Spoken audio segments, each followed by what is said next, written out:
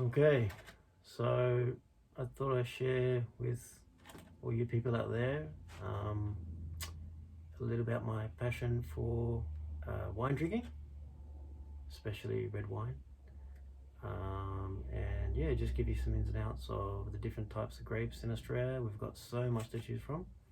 What regions are better for other types of wines compared to some of the lighter wines, and yeah, how to help you choose the right wine. So to start off with here, I've got this Barossa Valley wine, right? So given that it's Barossa Valley in South Australia, they're very good at the premium wines, so the Shirazes and the Cabernets.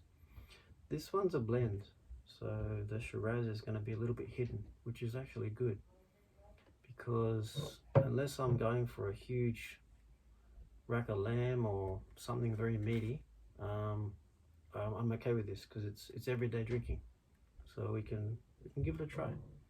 The thing is, it's 2017, so it tells me that it's been in the bottle for a while and possibly aged for a while in an oak barrel, which will get rid of a lot of that tannin taste. So let's give it a go.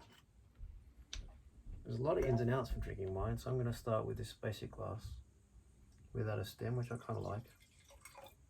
See, the color's lighter, so I can already tell that this is not a full body wine, it's a blend, as I said.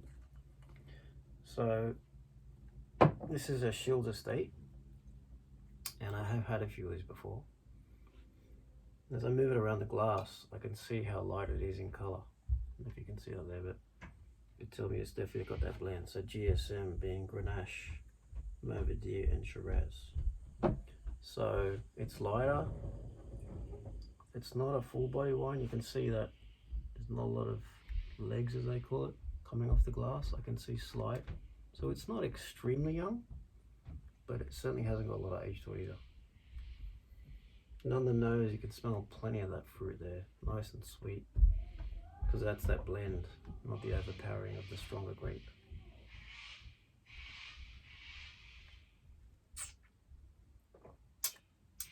So yeah, that's really nice. I drink that every day. So this is priced at about $20 or so, and that's just easy drinking every day.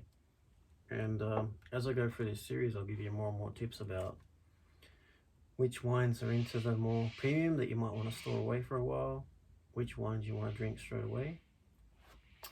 Obviously the glass you drink it out of matters as well, but generally speaking, yeah, what do you want to enjoy in home? Everyday wine, I'd class this as an everyday wine. Yeah, you drink that any day of the week. It's not overpowering, so whatever you're eating it with, it's not going to taste like wine or have a tannin taste, which is that alcohol that you get on your breath. And yeah, it's just easy to drink every day. But we'll move more into the series and get through to the deeper grapes, the more stronger varieties.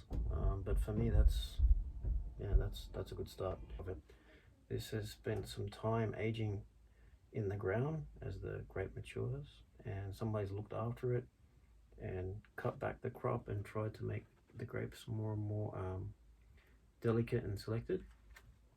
So throughout that process, yeah, you end up with something in the bottle that has gone through this entire process that is, you know, well known and mature, and you end up with something really great. And there's layers in there that you can taste, and that's something that I appreciate about wine. It's not just simple, a bit of liquid in a glass. There's a real story to it. So the more you get to know it, the more you get better at drinking it, the more you'll enjoy it. And for me, it's just, yeah, it's a passion of mine I've developed over the last about 18 years. I only really got serious about wine into my mid-30s, and now I'm a bit more mature in my 40s. It's something I really enjoy, and I've gotten really good at knowing what wines are good, what goes with which particular meal I might be eating, or if I'm having friends over for an afternoon and people have to drive home, then I will select a different variety just for everyday drinking, and they can still have a good time, enjoy something. We're all looking for something to drink that's not necessarily your average soft drink that's pretty boring. That's what I love about wine. It's got a story, And as you delve more into it, you really start to enjoy it. And you get quite hooked, I would say, but not in a crazy way. So I can go a couple of nights a week without drinking a glass if I so pick. But at the end of the day, you know, one glass a night, it's really good for your health as well.